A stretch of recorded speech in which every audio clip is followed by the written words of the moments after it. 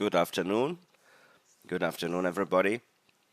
My name is Carolina Ferreira. Welcome. It is a pleasure to be here with all of you in this panel on the hard hand as a struggle against crime and towards democracy. I'm here to introduce to you Professor Lucía Dammert from Leiden University, a master's in the University of Pittsburgh, and also an undergrad by the Cruz University in Argentina. Thank you, Professor Lucía. You have the floor.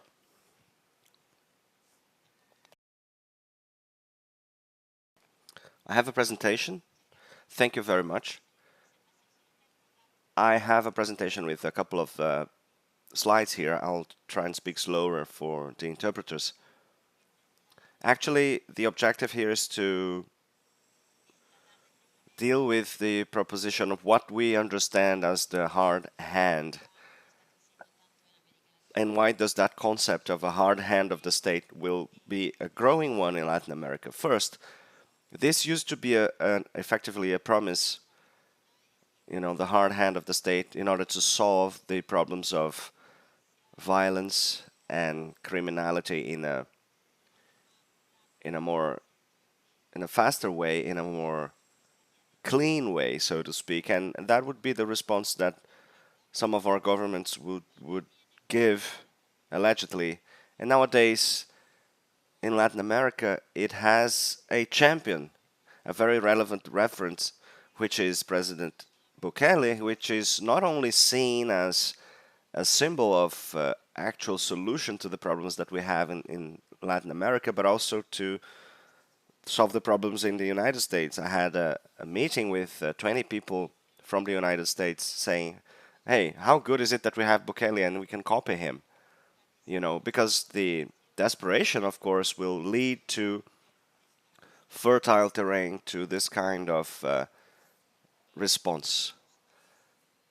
And what are the three main kinds of elements in Latin America for us to have this as a possibility? Well, first we have a political crisis that leads us to, in all countries, and of course we have heard people talking this morning about Brazil,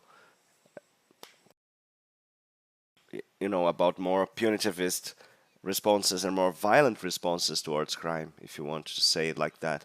And then we also have the second aspect of it, which is we don't have an alternative discourse. And I believe this is part of the problem. It's something we have seen in Chile, Peru, almost all of the countries. When somebody says, well, I want to be a Bukele, a Peruvian Bukele or a Chilean Bukele, what the people who are against that won't say anything because they feel, and they are actually right about that, they feel like the populace will think, well, if I say something against that, they will think that I will be in favor of the criminals. And third, all of the other measures that we have planned and developed in Latin America since the 90s have had limited results. So we have seen in the previous panel, we have seen that not only against drugs, but also many other kinds of crimes, they have not been successful, and people feel more than ever that from extortion to car theft and also home invasions, and up to criminal organizations, people's lives will be limited by this amount of criminality. So these are data from 2023, just to quickly see what is the scenario that we have in Latin America as a whole.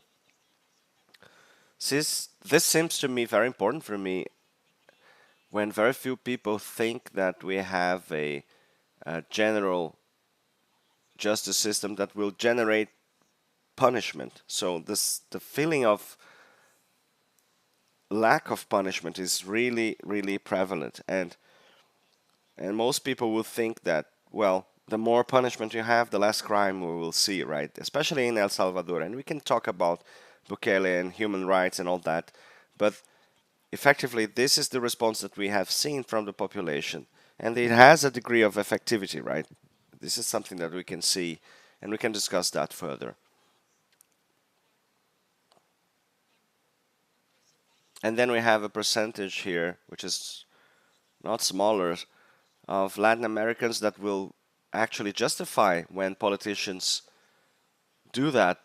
And in the end of the day, more than 40% of the population in countries such as Chile, and you have 54% in Costa Rica, which is a country that is, up to recently, it was considered to be ultra civilized, and actually a great deal of the population will say, well, it's okay if the police takes action outside of the law, and they want to justify the hard hand, and if you can say, well, if you take action that is not in the law, that doesn't make any sense. It's not the hard hand, right? But that's what the population actually thinks most of the times.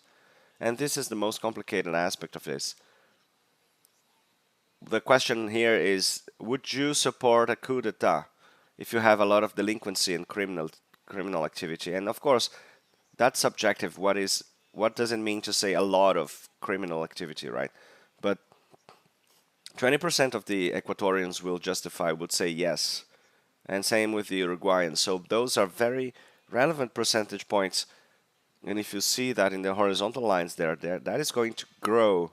In Chile, for instance, a country that has a growing rate of murders in the last 5 years, but it is still under most of the Latin American countries. It's similar to the United States.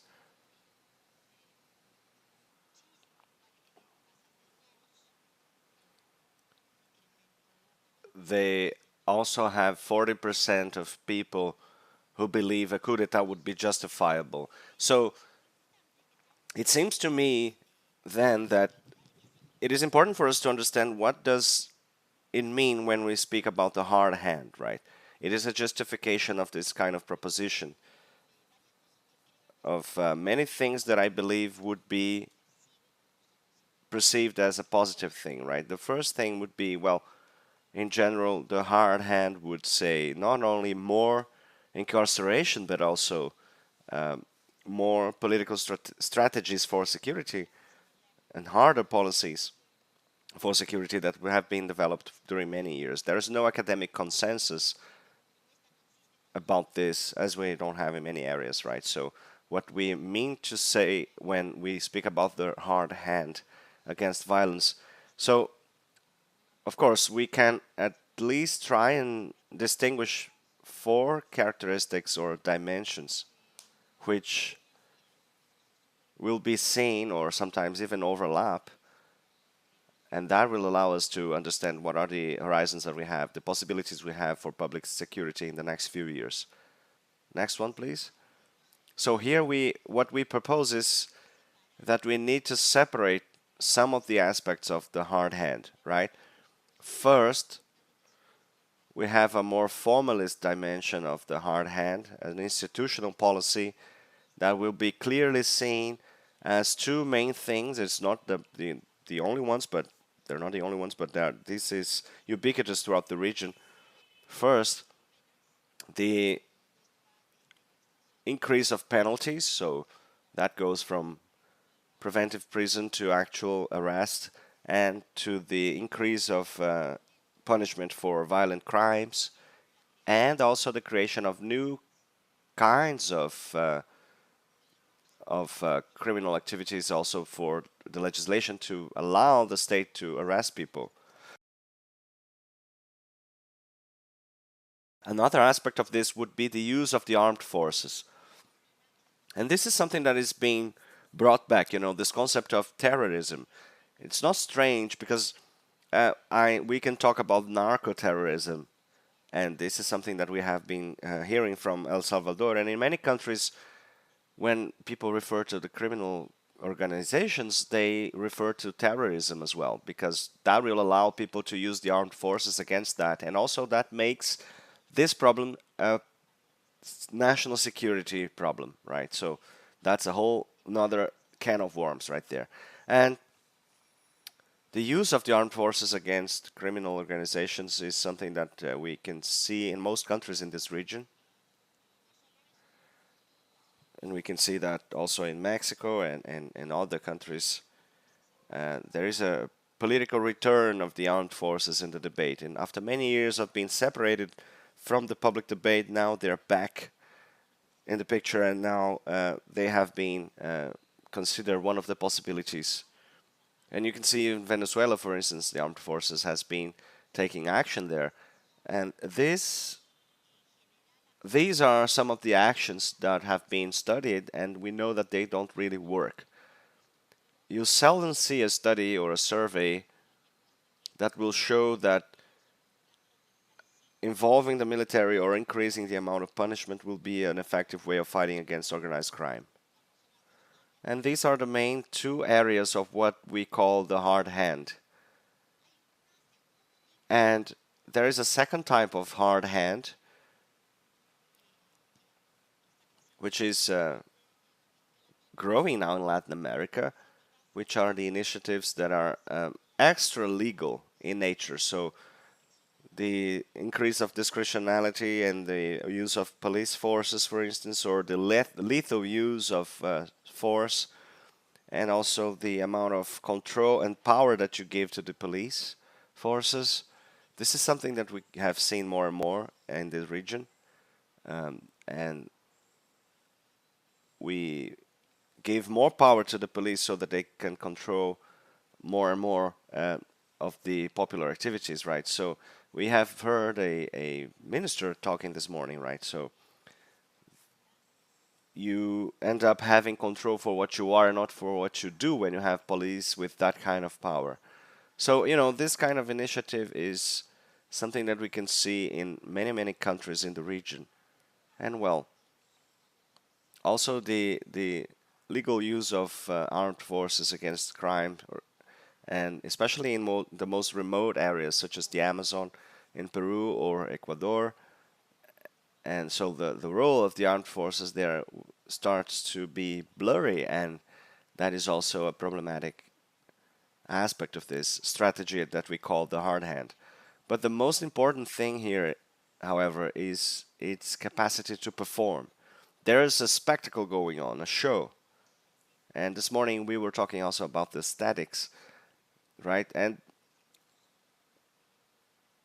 we have a project going on now in some of the countries, such as Costa Rica and Uruguay, Chile. They are measuring the perception of people, and what we found is that people actually have a perception that we see that people understand that the rhetoric behind the hard hand of the state seems to be more important than the actual effect, right? So when they say, well, let's just kill all of the criminals and that's it, let's fill in the graveyards with criminal tombstones,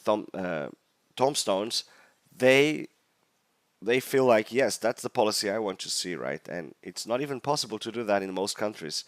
But this kind of discourse in some of the countries in our region, unfortunately, from where I come from in Chile, they are also linked to a anti-migration discourse, and this is another aspect, right? So, it's not only popular to say that against the migrants. It is also from elsewhere, but also against migrants from, for instance, Venezuela that are coming to Chile. So this is a problem that we have to deal with.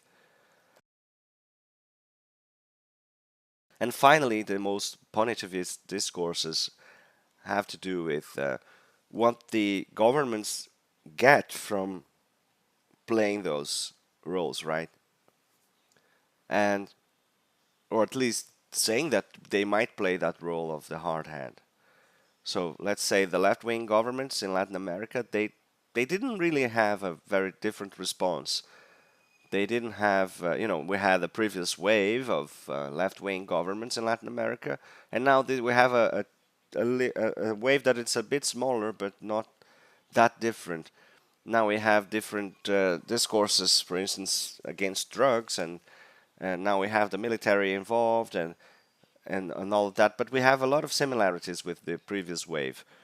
And finally, we have a last element here, which is the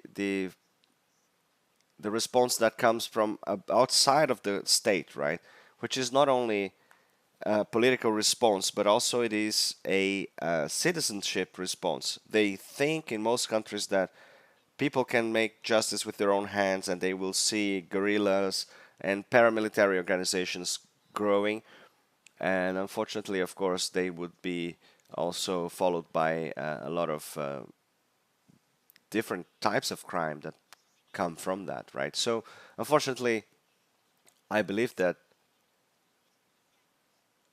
what we will see in the next 10 or 15 years are more policies such as these, in meaning the hard hand of the state and that kind of policy, and what are the levels of action of the government, that where the government can act and how they can act, and also that is of course up to interpretation under different democracies or under different legislations that might be more or less prone to punitivism. But then I have a final point here, is that the Bukele model is not a security model. The Bukele model is clearly a proposition for an authoritarian democracy. It is a proposition of as a form of government, and many people will say, "Well, this is best, right? This is the best way to go." And most people in Latin America, when they think about Bukele, they think, "Well, huge jail, the end of criminal activities, no extortions going on, no wars for territory." But the thing is, most people who are in that big jail over there are not really sentenced. They don't really have a sentence against them. So this is not a democracy in real terms. And second aspect here is that what happened in Ecuador was really interesting, because they thought, well, we should do as Bukele did there, and that will solve our problems. But that was not the case, right? Because those situations were both substantially different. And when they said, well, let's create a huge policy here for incarceration, let's have mass incarceration, they realized that wouldn't be a solution for them. It's not even a solution for El Salvador. And then we also have the problem that it is not possible to have that, because that is a question that we raised, right? Well, will we have capacity to come up with a policy in the highest level in those countries where we don't want to have an authoritarian democracy? Can we do something different about it? And yeah, the truth is that I don't know. The experience that I have is from Chile. It is a country with a left-wing government, and it is harder and harder to actually plan alternatives. What they do here in the Security Forum, 8 years ago, people would be discussing the rehabilitation. Everything has been out of the agenda now. We don't talk about rehabilitation anymore, and now we are talking about more punishment and more elements that are less constructive and less democratic. That would be it.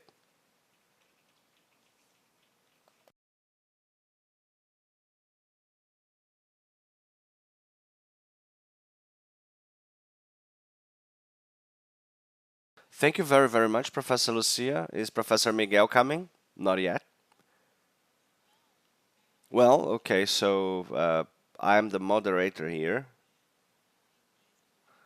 In theory, I shouldn't even speak.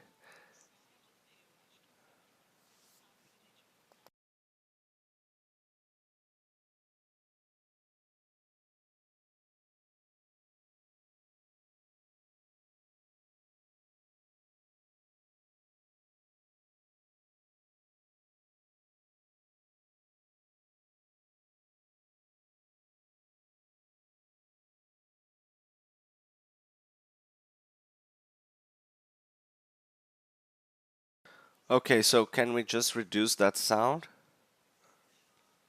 Maybe? This is like Bukele, right? He's everywhere. Yes, well, just to have a dialogue here, with this concept of the hard hand that Lucia mentioned, I would like to speak to you about, well, we have a piece of data here from Brazil, from some surveys that have been carried out, especially about the increase of punishment and the production of new penal laws in Brazil. We have a research about it going from 1940 to 2023. I have been updating this survey every 31st of December every year. So we have laws that will alter the penal code and the penal procedure, and it will create also new law, right? So per decade up to 2020, we would have 7 new penal laws every year in Brazil. And now, in the decade of 2020, we have a decrease to down to six new laws every year. So we have a production, a legislative production that is very much associated to more penalties, more crimes, and not a decriminalization, right? The punitive discourses here in Brazil as well, they are very ubiquitous, and we have a low level of accountability, so to speak, in regards to the fundamental roles of the state, such as the control of police activity, and this is a research developed by Professor Julita. So when we think about all of those strategies, we also see that we have the hard hand here in Brazil as well.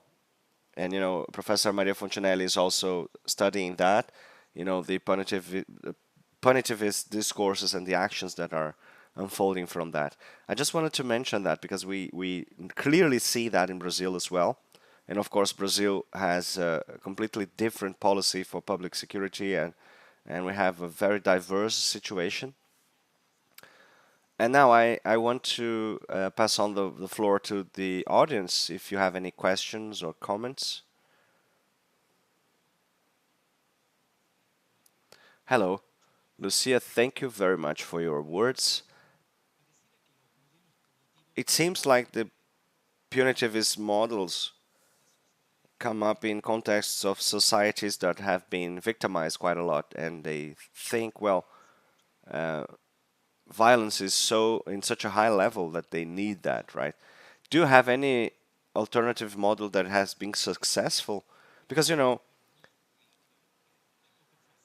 it's not easy to say that, but you can criticize all of the authoritarianism that is going on, such as Bukele, for instance. But then, do you have any alternatives to that? Do you have any examples of something that has been done differently that work? Not in Norway, where you have 3 murders every year, and you can have great jails and great treatment for prisoners. I mean, in our contexts, right? In countries that just came out of a military government and where you have a punitivist agenda and where you have a different reality, and sometimes you don't even know the amount of murders that you have in the country.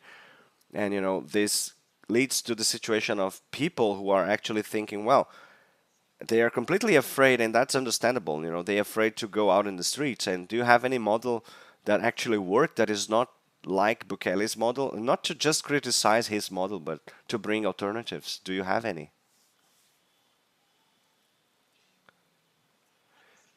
Well, that is the $1 million question, really. What happened in the last 30 years or so is that many of the things that people have been trying to do have been they didn't really have any success, right? So, for instance, community police. Most countries have a plan for creating and maintaining a community police, right? But at least in the countries I'm aware of, most of those countries will have just 3 bikes and 7 people, and they will try and take action against crime. And people will say, well, it doesn't really work, but they don't have resources that the normal police have. So we don't they don't build a relationship with the community actually. Or for instance, the prison system. One of the things that most people don't realize about the system that happened in El Salvador is that the prison system in El Salvador was really corrupt. And how did they reverse that? You know, in El Salvador, they have one big jail, and that was the big difference there. And all of the other jails have remained the same. And now you have one big jail that is the one that received the most prisoners, and that's the one you see on the pictures. But you have others that are still under the same situations that they were before. And you know, this kind of policies that have been tried before have never been actually taken serious. They're very, very badly performed. So whenever you go and check out a program, you will see that's a very small program. They don't have a lot of resources. You develop that for a couple of years and you don't have that in the long run.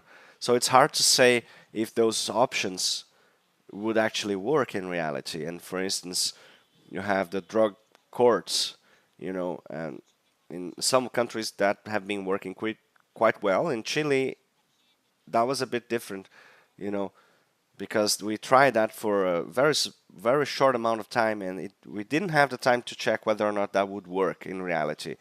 And you know what impresses me is that when you incarcerate that amount of people, you will of course have a decrease in some kinds of crime, of course, you know. And what works in El Salvador, and one of the things that shows the success of Bukele is that some of the problems that they had in El Salvador is that they had territorial wars, right? They were not part of a global organization of cocaine trade, for instance. Because if they were, that policy wouldn't work. Something else should have been done, right? So what they did was to incarcerate a lot of people in terrible conditions, but that situation wouldn't work in other countries, right? So, for instance, in the case of Ecuador, which is indeed, they do have a link to a more global route of cocaine trade, that kind of policy wouldn't work in Ecuador because the problem would spill out to Europe or other countries such as Colombia, for instance. So what we see in that scenario is that, well, it is possible to dismantle the illegal markets, and you can investigate because effectively, you know, the levels of impunity are huge, and if you arrest a bunch of people, you will probably decrease crime in a certain amount. So you do have interesting responses and effective responses out there, you know. And I think in our countries in Latin America, you can have other alternatives, but you have to try them for a longer time. And sometimes we just copy policies from elsewhere, and we don't really make policies that are tailor-made for our situation, right? Sometimes we just copy things from we see from other countries, such as the use of radar and drones and all that, and you know, it's huge, right? It's great, but it doesn't solve the problem of the, you know, the neighborhood in Mexico when you have 3 kids that are not really literate and they are stealing bikes around, right?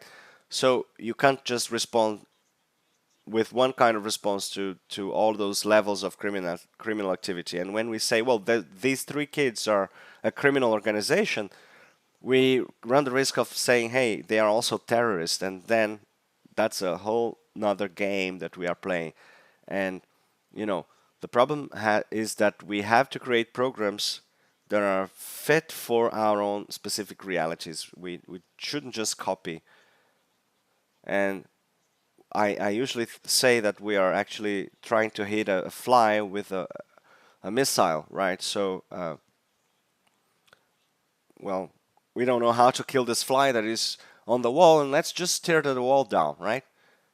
And I don't think that's feasible or sustainable.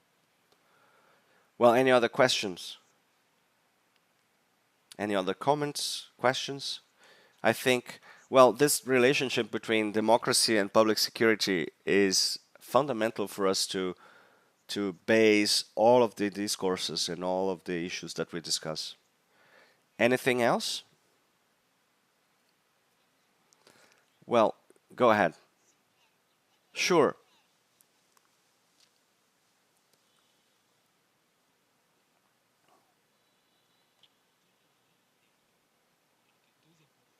Well, actually, I agree with you. I understand the conservatives and the people who are for that.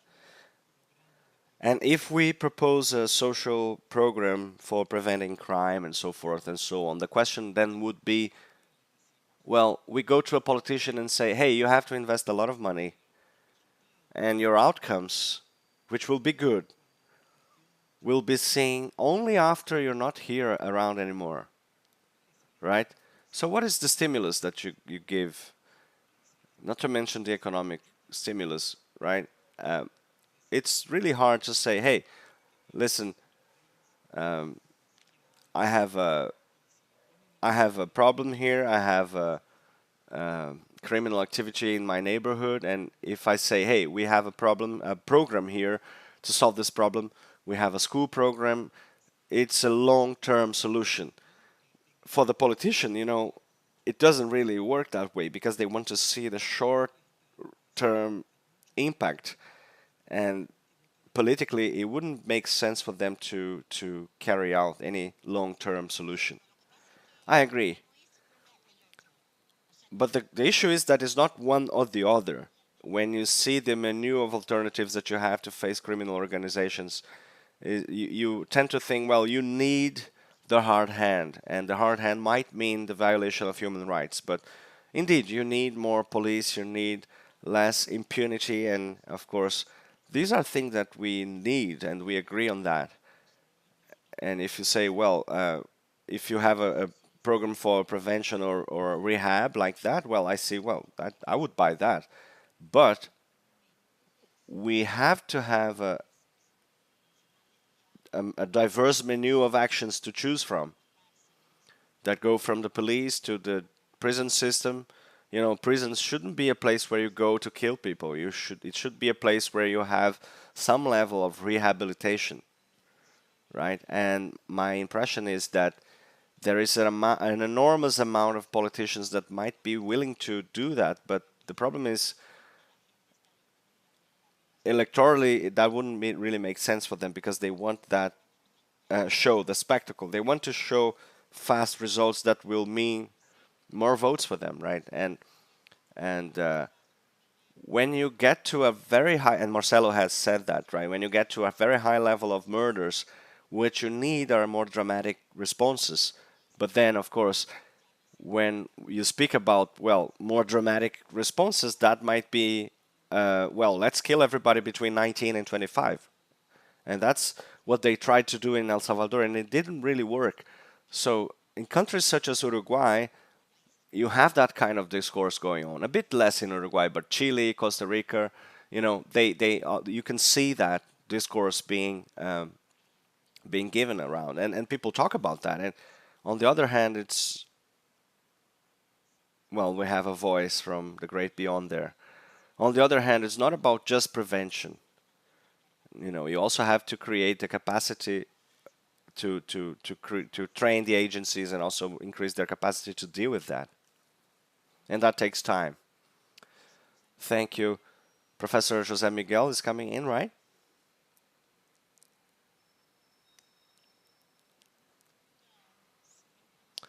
Well, no, it's Professor José Miguel Cruz. Perhaps the next panel? The 4 o'clock panel, because this is the 3 o'clock panel. It will be on room number 3. Okay.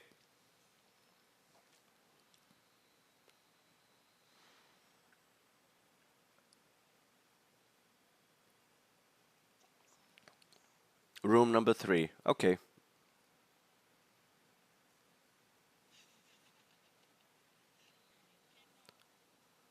Well, if Professor José Miguel is not available, I think we can finish this panel. Do you have any question remaining? None? Okay, so if you don't have any more questions, I would say thank you very, very much. Well, okay, so the professor is probably not confirmed. Okay. Anyway, thank you very much, everybody. Thank you, Professor Lucia. Good afternoon, everybody.